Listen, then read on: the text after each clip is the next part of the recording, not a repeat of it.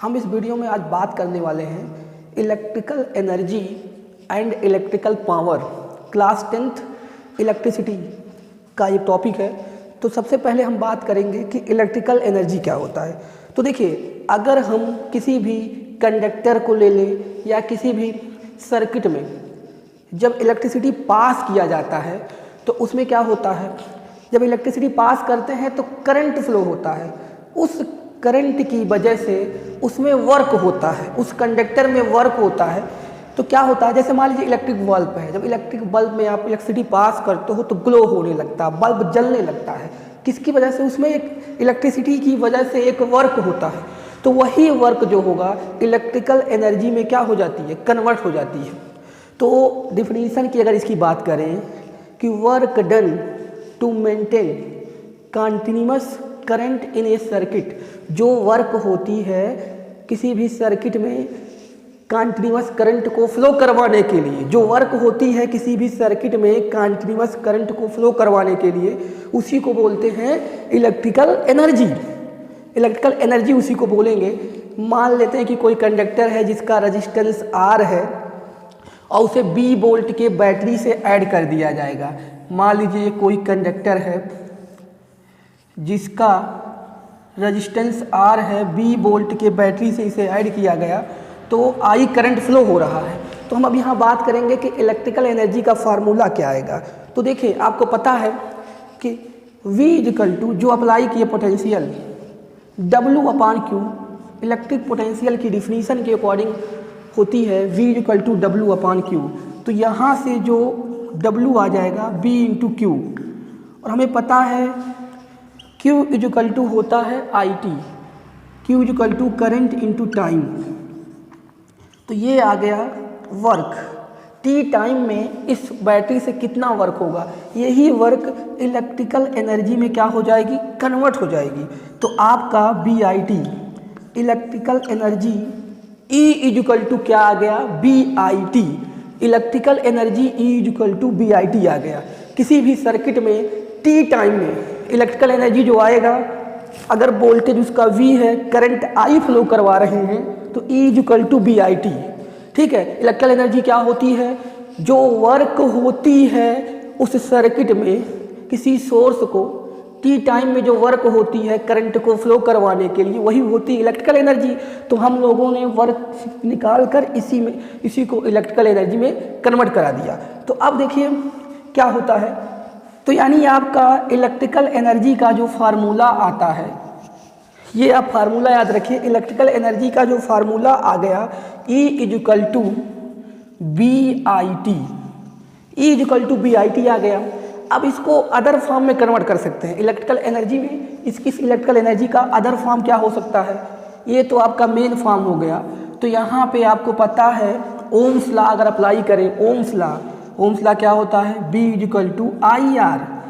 तो अगर हम चाहें I को R को दोनों को एक एक बार एलिमिनेट कर सकते हैं। तो पहले हम I को एलिमिनेट करेंगे तो I equal to B/R put कर दिया जाए अगर फर्स्ट में, तो क्या हो जाएगा, E इक्वल टू B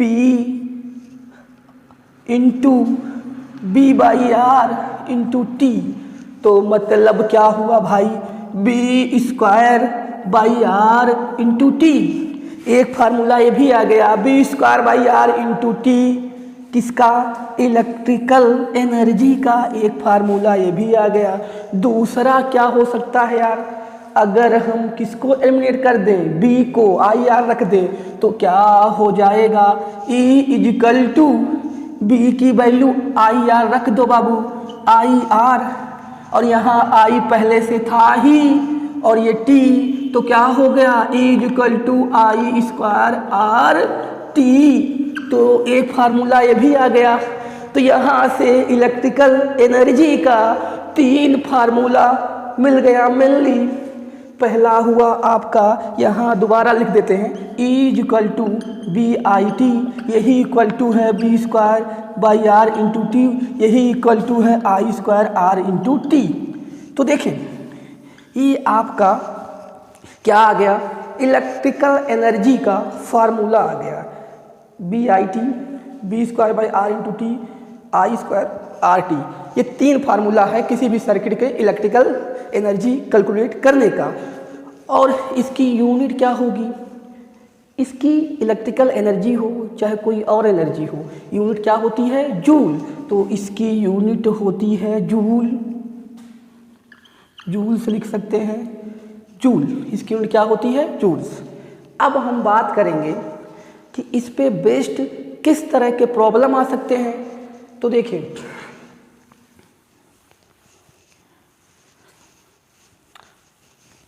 पहला इसका ये प्रॉब्लम आ सकता है, आपके पास एक कंडक्टर है जिसका यहाँ पे रेजिस्टेंस दिया है 4 ओम, और एक और कंडक्टर है जिसका रेजिस्टेंस है 2 ओम, एक और कंडक्टर है जिसका रेजिस्टेंस है 1 ओम। ये तीनों सीरीज में कनेक्ट है किसी बैटरी 5 वोल्ट से।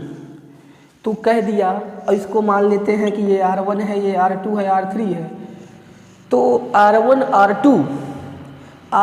R2 में इलेक्ट्रिकल एनर्जी निकालो और पूरे सर्किट का इलेक्ट्रिकल एनर्जी निकालो। R1 में अलग इलेक्ट्रिकल एनर्जी निकालना है, R2 में अलग निकालना है, R3 में अलग निकालना है। तो इस तरह से कैसे इसकी प्रॉब्लम को सॉल्व करेंगे, तो देखिए पहले R इक्विवेलेंट निकालेंगे। तो R equivalent equal to R1 plus R2 plus R3। तो कितना हो गया ये R1, सीरीज में क्या होता है, R1 plus R2 plus R3 कितना हो गया 7 ओम, 7 ओम हो गया R इक्विवेलेंट। अब हमें करंट निकालना है यहाँ। करंट क्या होता है, B equal to I are.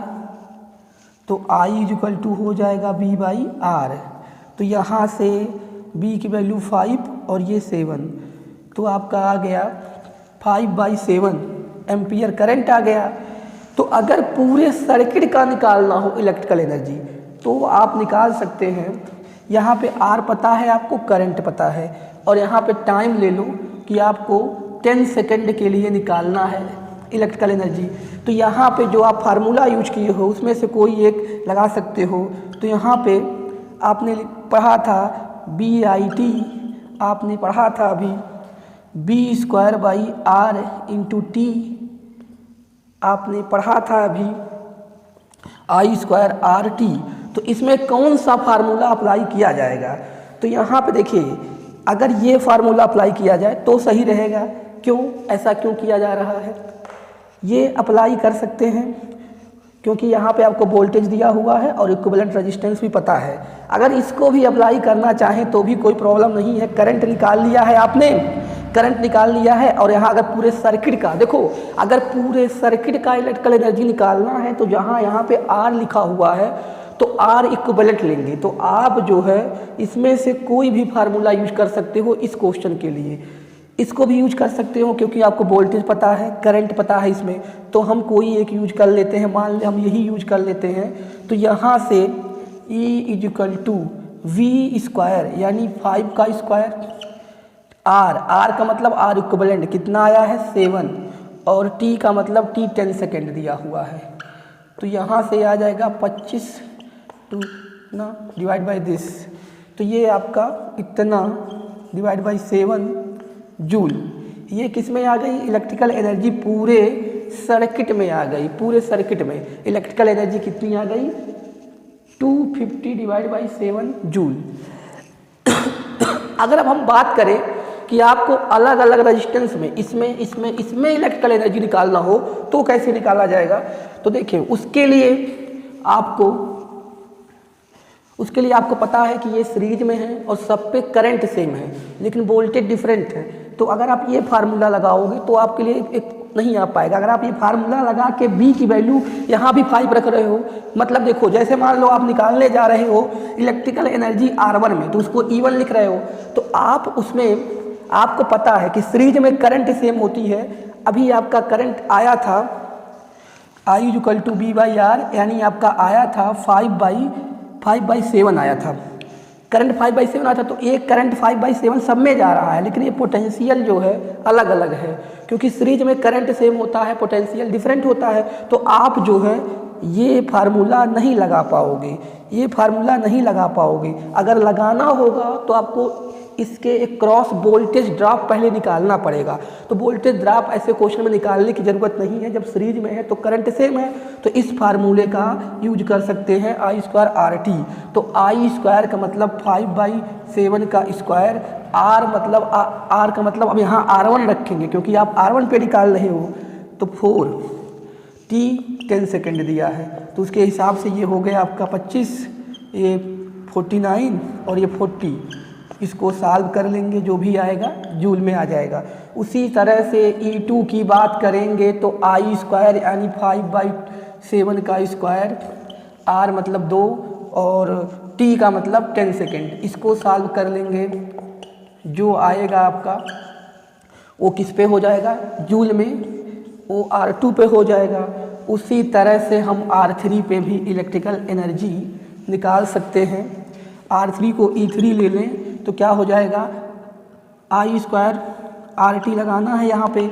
I की वैल्यू आपने अभी निकाला था 5/7 का होल स्क्वायर, और R की वैल्यू है वहाँ 1 और टाइम 10, तो कितना आ गया टोटल 25/49 × 10। इसको सॉल्व कर लेंगे, ये जूल में आ जाएगा। किस पे आ जाएगा, ये R3 पे आ जाएगा, इलेक्ट्रिकल एनर्जी। तो देखें यहाँ पे आपके पास 3 कंडक्टर थे जिनका रेजिस्टेंस R1, R2, R3 था, तो पूरे होल सर्किट का निकाला गया इलेक्ट्रिकल एनर्जी। होल सर्किट का निकालने के लिए करंट निकाल लिया जाए पूरे में, और उसके बाद इक्विवेलेंट रेजिस्टेंस निकाल लिया जाए, तो BIT लगा सकते हैं, B²/R × T भी यूज कर सकते हैं, I² RT भी यूज कर सकते हैं यहाँ पे। लेकिन अगर ईच रेजिस्टेंस में निकालना है तब तो देखना पड़ेगा, या तो आप सब में पोटेंशियल ड्रॉप निकालो, या करंट जब सेम है तो I² RT लगा दो तो भी आपका आ जाएगा।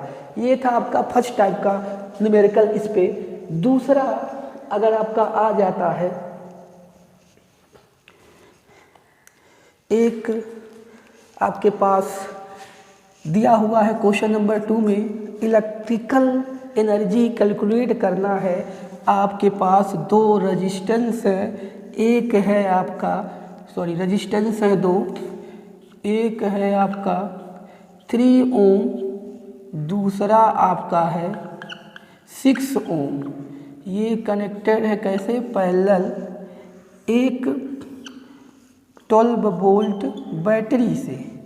तो आपको निकालना है इलेक्ट्रिकल एनर्जी पूरे होल, पहला आपको निकालना इलेक्ट्रिकल एनर्जी होल सर्किट का, उसके बाद इलेक्ट्रिकल एनर्जी निकालना है किसका, 3 ओम का कितना होगा, और निकालना है इलेक्ट्रिकल एनर्जी 6 ओम का। तो यहाँ देखिए पहले क्या करना पड़ेगा, पहले आपको यहाँ से देखना पड़ेगा, पहले इक्विवेलेंट रेजिस्टेंस निकालना पड़ेगा। दोनों पैरेलल में है तो 1/R इक्विवेलेंट इक्वल टू 1/3 1/6, इसका LCM 6 हो जाएगा, यहाँ 2 यहाँ 1, 3/6 यानी 1/2। R इक्यू कितना आ गया, 2, R इक्विवेलेंट कितना आ गया, 2। तो अब हम निकालेंगे क्या, पावर, और यहाँ अभी टाइम तो आपको पता ही होना चाहिए, तो टाइम आप ले लो 20 सेकंड में, पावर नहीं, इलेक्ट्रिकल एनर्जी निकालना है, और 20 सेकंड में इलेक्ट्रिकल एनर्जी निकालना है। तो यहाँ से R इक्विवेलेंट कितना आ गया, 2। अब हम बात करेंगे होल सर्किट का, क्या, यहाँ पे आपको R इक्विवेलेंट 2 आ गया, तो होल सर्किट का इलेक्ट्रिकल एनर्जी पहले निकालेंगे। तो क्या होगा, कुछ भी लगा दो इसमें, B E = BIT, तो B कितना लेंगे 12, I कितना लेंगे, I अभी निकाला नहीं है आपने, तो यहाँ से निकाल सकते हो, B = IR, I = B/, यहाँ पे R इक्विवेलेंट लेना है, तो 12/2 कितना आ गया, 6 एम्पियर। तो यहाँ पे लगा देंगे 6 × T की वैल्यू 20 सेकेंड में निकालना है, तो ये हो जाएगा आपका 24 × 6, 0 कर देते हैं, तो इसका कैलकुलेशन कर सकते हो आप। इतना जूल। कैलकुलेशन देख लेना, ये आपका, हाँ सही है। तो ये आ गया इतना जूल पूरे सर्किट में क्या होगा, इलेक्ट्रिकल एनर्जी होगा। अब हम बात करें इन दोनों पे, तो देखिए इन दोनों पे कौन सा फार्मूला अप्लाई किया जाए। ये आ गया आपका 1440 जूल इस पूरे सर्किट का इलेक्ट्रिकल एनर्जी। अगर हम अब बात कर लेते हैं कि ये 3 ओम और 6 ओम रेजिस्टेंस का इलेक्ट्रिकल एनर्जी क्या होगी, तो देखिए फार्मूला अभी आपने क्या पढ़ा था, एक पढ़ा था BIT, एक पढ़ा है B²/R×T, एक आपने पढ़ा है I²RT। तो देखिए करंट अगर निकाल लें इसमें तो ये भी फार्मूला यूज कर सकते हैं, और अगर ये भी कर सकते हैं, लेकिन अगर करंट आप नहीं निकालना चाहते हो, क्योंकि देखिए ये किस में है, ये है आपका पैरेलल, और पैरेलल में वोल्टेज होता है सेम, लेकिन करंट क्या होता है डिफरेंट। जो वोल्टेज अप्लाई किया गया है इसके क्रॉस, वही वोल्टेज जितने भी पैरेलल में सोर्स होंगे उसका होगा। तो ये देखिए ये वोल्टेज पूरा, ये जो वो है कंडक्टर है, उसका वोल्टेज कितना होगा। अगर ये दोनों इनको ऐड कर लिया जाए तो एक पैरेलल में 2 ओम बन जाए, सॉरी पैरेलल में 2 ओम रेजिस्टेंस का एक सर्किट बन जाएगा, जिसके अक्रॉस भी वोल्टेज कितना होगा, 12 वोल्ट ही होगा, क्योंकि वो उसके क्या है, पैरेलल है। तो ये सारे इसके पैरेलल हैं, तो ये भी इसके पैरेलल है, ये भी इसके पैरेलल है, तो इस हिसाब से इसमें वोल्टेज तो यही होगा। सुनिए मैं ये कह रहा हूँ कि अगर आप इसमें करंट निकाल लेते तो कोई ये फार्मूला ये यूज कर सकते थे, लेकिन अगर आपको करंट नहीं निकालना है इसमें, तो यहाँ पे जो वोल्टेज है वही इसमें होगा, वही इसमें होगा। क्यों होगा, क्योंकि ये पैरेलल में है, तो आपको फार्मूला ये कहीं यूज कर सकते हो, B²/R×T। तो E B², B मतलब ये 12 का स्क्वायर, R का मतलब अगर हम बात करते हैं 6 ओम को, इसको मान लो R1 है, ये तुम्हारा R2 है, मान लो ये R1 था। तो अगर R1 में निकाल रहे हो तो E1 ले लो, तो 12 B की वैल्यू वही वोल्टेज वहाँ भी होगी, और वो उसकी बात करें यहाँ पे R की वैल्यू क्या होगी, 3 होगी, और टाइम आपने कितना लिया था, 20 सेकेंड। तो ये हो जाएगा 12 × 12 × 20 डिवाइड बाई 3, ये 4 हो जाएगा, और वहाँ से आप मल्टीप्लाई करोगे 80 × 12, तो ये हो जाएगा आपका 960 जूल आपकी आ गई इलेक्ट्रिकल एनर्जी, उसमें 960 जूल। इसी तरह E2 की बात करेंगे, E2 मतलब इलेक्ट्रिकल एनर्जी किसमें, इस वाले में, तो B²/R×T, तो 12 × 12, B² का मतलब 12 × 12, B²/R×T, R की वैल्यू 6 और यहाँ पे 20 सेकेंड, तो यहाँ से 2, ये आपका हो गया 40।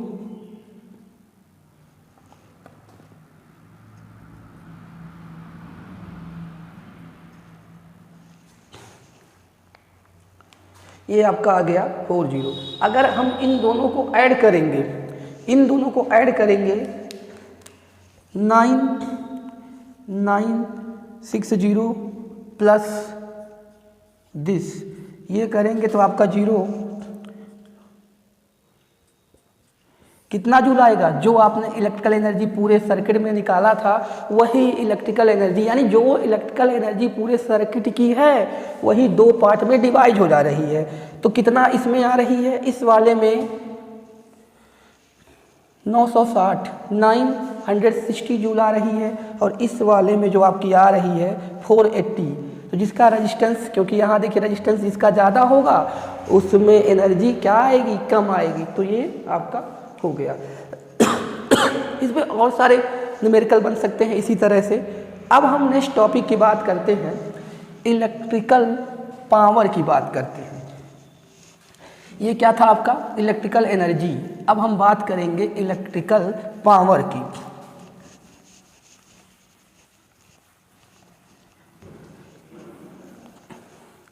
देखिए इलेक्ट्रिकल पावर क्या होता है,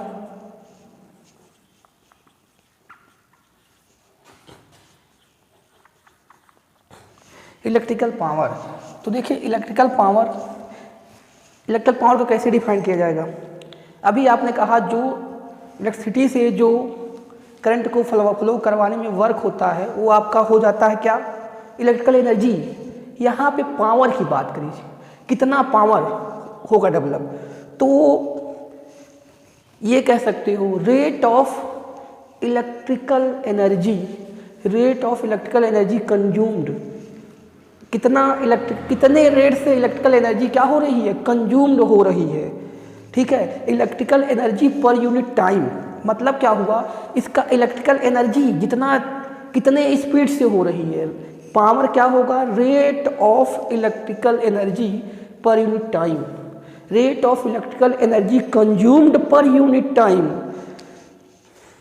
या रेट देखो क्या होगा, इलेक्ट्रिकल एनर्जी की बात करेंगे तो पावर की बात करेंगे, पावर की बात करते हैं तो क्या होता है, electrical energy per unit time, यहाँ E/T होता है कि जो आपका एनर्जी कंज्यूम्ड होता है किसी पर्टिकुलर टाइम इंटरवल में, उसी को बोलते हैं पावर। तो पावर क्या हो गया, E/T। अब हम लोग E क्या है, इलेक्ट्रिकल एनर्जी है, तो इलेक्ट्रिकल एनर्जी के जितने आपने फार्मूला पढ़ा है यहाँ पे रख देंगे तो T क्या हो जाएगा, यहाँ से गायब हो जाएगा, E=BIT/T।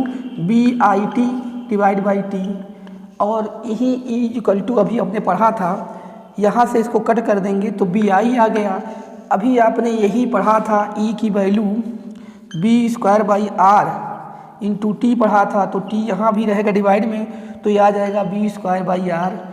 आपने एक फार्मूला पढ़ा था इलेक्ट्रिकल एनर्जी का I² RT, तो यहाँ से T कैंसिल हो जाएगा, I² R हो जाएगा। तो इस हिसाब से इलेक्ट्रिकल पावर का जो फार्मूला आया आपका, इलेक्ट्रिकल पावर का कितने फार्मूले आ गए, इसके भी 3 फार्मूले हैं, इसमें T को हटा दिया जाएगा। इलेक्ट्रिकल पावर एक हो गया BI, इलेक्ट्रिकल पावर एक हो गया B²/R, इलेक्ट्रिकल पावर एक हो गया I²/R। इसमें और इलेक्ट्रिकल एनर्जी में यही डिफरेंस है कि यहाँ पे टाइम नहीं लिया गया है और वहाँ पे टाइम भी लिया गया था।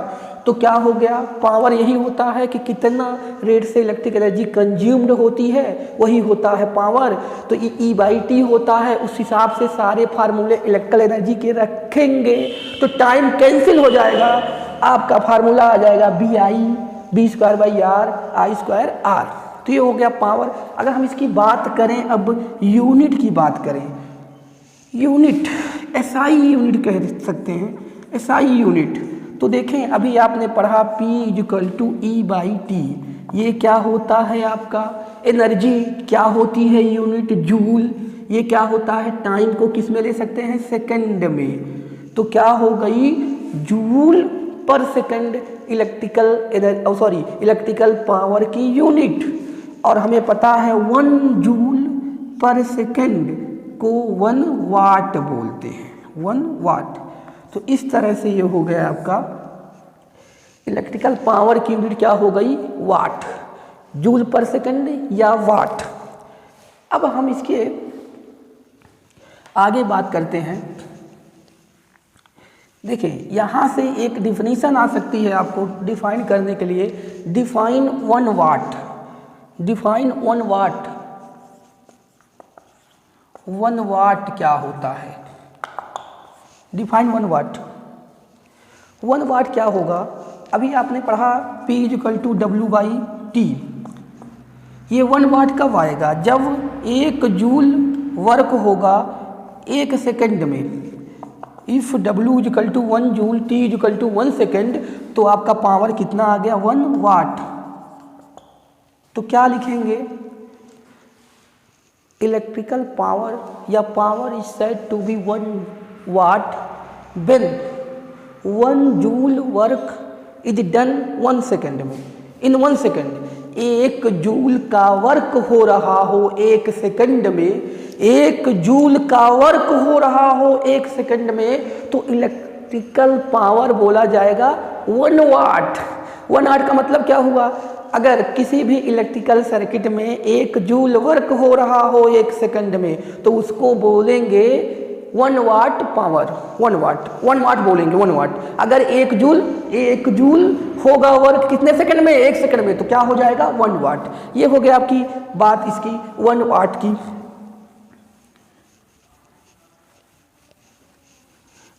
अब हम बात करेंगे इस पे, यहाँ पे कमर्शियल यूनिट ऑफ इलेक्ट्रिसिटी। उसके पहले एक बात और कर लेते हैं, एक जो होता है प्रैक्टिकल यूनिट ऑफ पावर भी होता है, प्रैक्टिकल यूनिट ऑफ पावर। ये क्या होता है, हार्स पावर, जिसे HP से डिनोट करते हैं, हार्स पावर ब्रैकेट में इसे HP लिख सकते हो, हार्स पावर। और 1 HP जो होता है, 1 हार्स पावर 746 वाट के इक्वल होता है। इसका क्या मतलब होता है, हार्स पावर घोड़े की शक्ति हिंदी में बोल सकते हैं।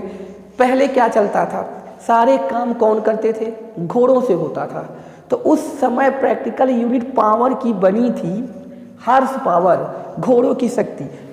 अगर आपके पास 1 HP का कोई भी इंजन है, 1 HP मतलब 1 हार्स पावर का, तो उसमें इतना वाट चाहिए, मतलब 1 घोड़े की शक्ति कितना। आपको अगर इंजन बनाना हो तो 746 वाट का इंजन बनाना पड़ेगा। 746 वाट का इंजन, 746 वाट का कोई मशीन 1 घोड़े कितना वर्क करेगी, मतलब ठेला पे घोड़ा 1 घोड़ा जितना खींच लेगा, उतने का अगर आपको इलेक्ट्रिकल मोटर बनाना हो तो कितने वाट का बनाना पड़ेगा, 746 वाट। ये कहने का मतलब है, जैसे इंजन आती है 2 हार्स पावर, 3 हार्स पावर, मतलब हुआ 4 घोड़े की शक्ति, 5 घोड़े की शक्ति। अगर आपको 5 हार्स पावर का इंजन बनाना हो तो इसी में 5 का मल्टीप्लाई कर देंगे, उतना वाट का इंजन बनेगा। अगर 5 घोड़ों की शक्ति के बराबर चाहिए आपको। ये तो हो गया इसका practical unit, 1 horse power equal to 746 watt. अब हम बात करते हैं आगे commercial unit of electrical power. Commercial अभी उसके पहले एक बात और करनी थी हमको, रिलेशन निकाला जाए। कमर्शियल यूनिट ऑफ इलेक्ट्रिसिटी देखेंगे अभी, पहले रिलेशन निकाल दिया जाए। Relation between electrical energy and power, electrical energy and electrical power, electrical energy electrical power. अभी आपने पढ़ा था P इक्वल टू E/T। ये क्या है, इलेक्ट्रिकल एनर्जी, T क्या है, टाइम। तो यहाँ से E equal to P into T हो गया। ये आपका क्या हो गया, रिलेशन हो गया इलेक्ट्रिकल एनर्जी और पावर में। यानी क्या हो गया, energy, electrical energy equal to power into time हो गया आपका, power into time.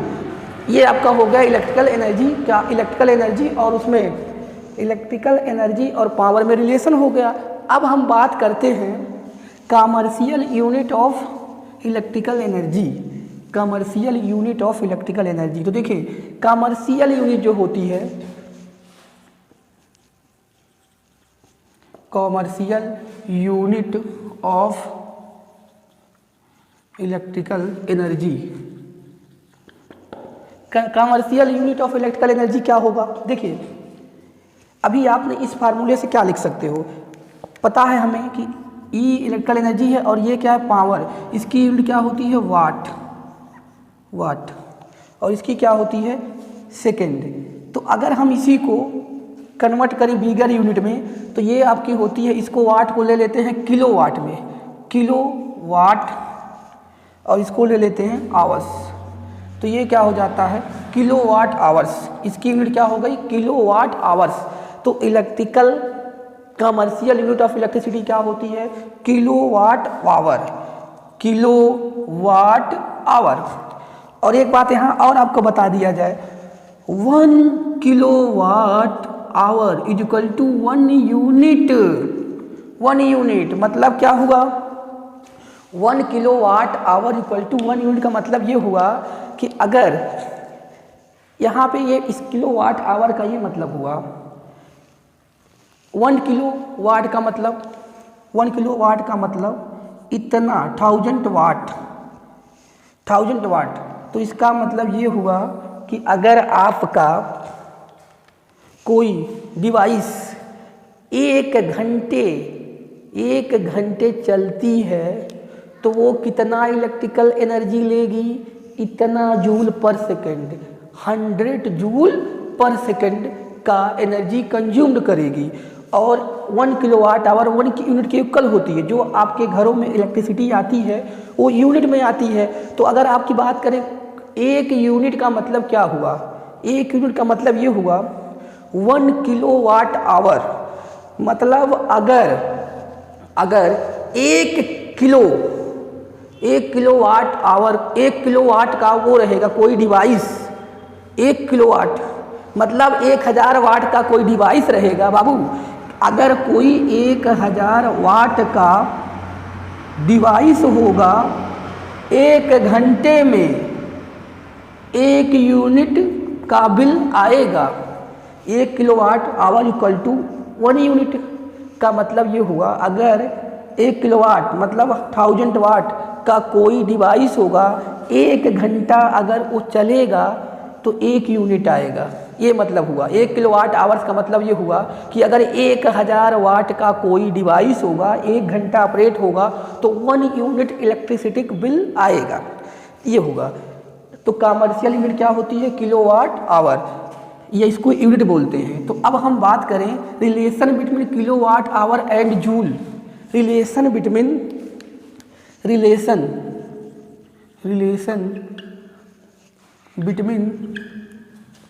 Kilowatt hour and joule. अगर हम बात करें relation between kilowatt hour and joule की, तो देखिए यहाँ पे 1 किलोवाट को जूल में कन्वर्ट करना है। किलोवाट को वाट में बदलने के लिए 10 की पावर 3 यानी 1000, और इसको आवर्स को सेकंड में बदलने के लिए 60 इंटू 60, तो ये हो गया 36, और ये दो जीरो इसके साथ आके 5 हो गया 5, और यहाँ पे पॉइंट लगा देंगे इतना इंटू 10 की पावर 6 जूल। तो 1 किलोवाट आवर या 1 किलोवाट आवर या 1 यूनिट जो होता है, यानी 1 यूनिट का बिल में कितना जूल का वर्क होगा, 3.6 इंटू 10 की पावर 6 जूल। अगर एक यूनिट इलेक्ट्रिसिटी कंज्यूम्ड हो रही है तो उससे 3.6 इंटू 10 की पावर 6 जूल का वर्क हुआ होगा उस इलेक्ट्रिकल डिवाइस में या इलेक्ट्रिकल सर्किट में। तो इसका मतलब ये हुआ। अब हम बात करते हैं how to calculate electricity bill in the commercial circuit या किसी भी सर्किट में कैसे इलेक्ट्रिक बिल निकाला जाता है। तो देखिए इलेक्ट्रिक बिल कैलकुलेशन कैसे करते हैं। इलेक्ट्रिक बिल कैलकुलेशन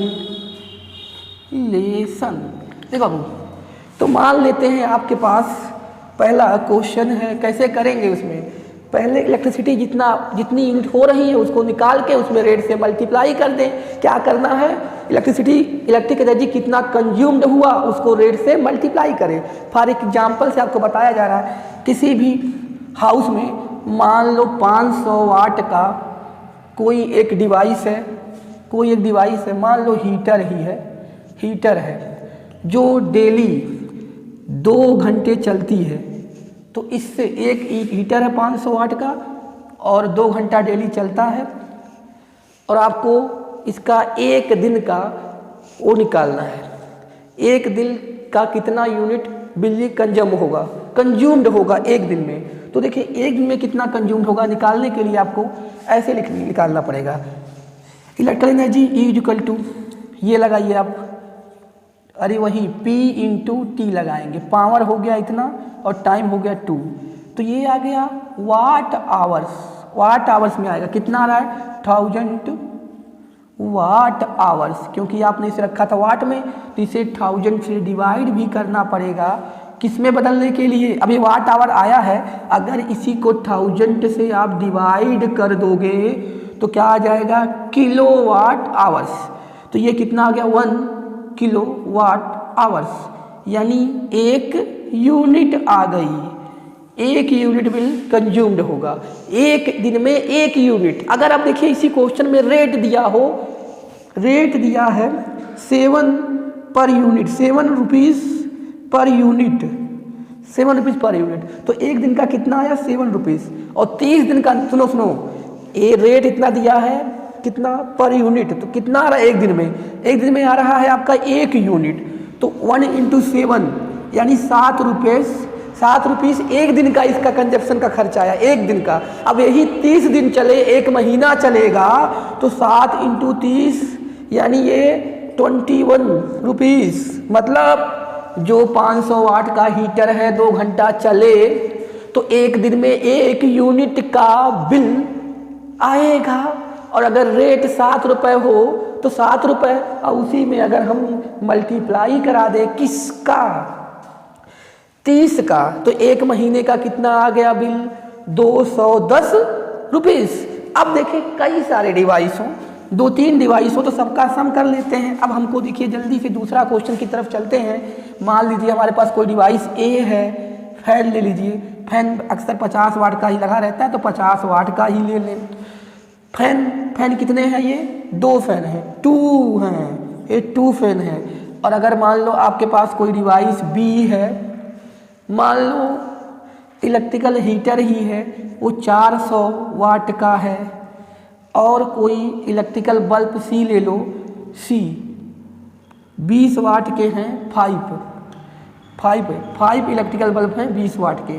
तो इसमें पूरे, और ये जो है ये मान लीजिए 5 आवर्स चलती है, ये मान लीजिए आपकी हीटर 2 आवर्स चलती है, और ये बल्ब है 10 आवर्स जल रहा है। तो इसका इलेक्ट्रिसिटी कंज्यूम कितना होगा वो निकालना है। और रेट दिया है आपका, रेट दिया है 10 रुपीज़ पर यूनिट।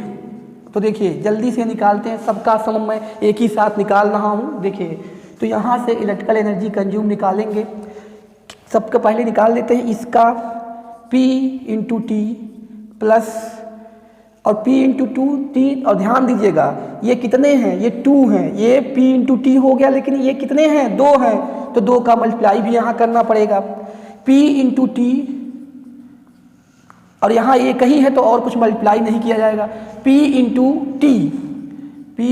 T, और कितना है 5, तो इसको पूरे का वो करेंगे, ये 10 हो गया और ये 5 है, तो कितना हो गया 500, और ये कितना हो गया 800, और वो कितना हो जाएगा, यहाँ करेंगे तो हो जाएगा 10, ये 5 है तो 5 × 2 = 10, यानी हो गया आपका 100, और ये 10, 1000 हो गया, 1000।